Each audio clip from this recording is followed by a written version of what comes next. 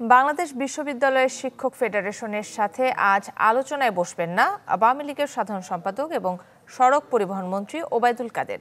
অনিবার্য কারণে বৈঠকটি বাতিল করা হয়েছে। পরবর্তী তারিখ আগামীতে জানানো হবে।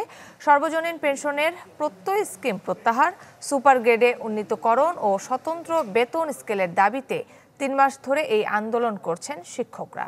প্রথমে সংবাদ সম্মেলন, গণস্বাক্ষর, মানববন্ধন দিয়ে শুরু হলেও এখন চলছে কঠোর কর্মসূচি।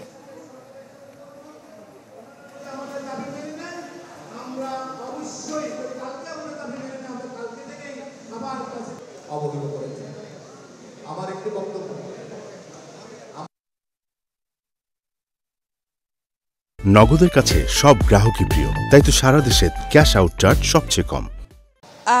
কাকুলি, আপনি জানেন যে গত 4 দিন ধরেই কিন্তু সর্বাত্মক কর্মবিরতি চলছে এবং আজকে আওয়ামী লীগ সাধারণ সম্পাদক ওবায়দুল কাদেরের সাথে একটি মিটিং হওয়ার কথা ছিল। আন্দোলন যারা আছেন, যে শিক্ষকরা, বাংলাদেশ শিক্ষক পরিষদ, তো এখানে তার মহাসচিব আছেন নিজামুল হক ভূঁইয়া। আমরা স্যারের কাছে একটু জানতে চাইবো যে স্যার, মিটিংটা যে হবার কথা ছিল এটা কেন স্থগিত হয়েছে বা আদৌ মিটিংটা হবে কি?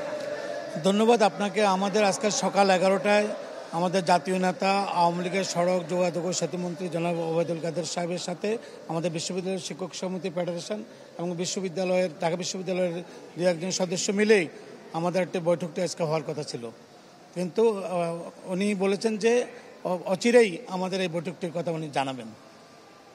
মানে মিটিং হবে, মানে আপাতত স্থগিত এরকম বিষয়টা? আপাতত স্থগিত, মিটিংটা হবে।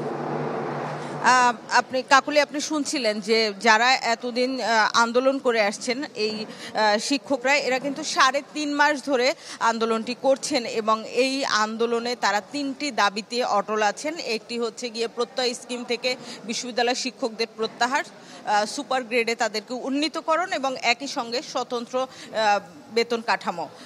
কাকুলি,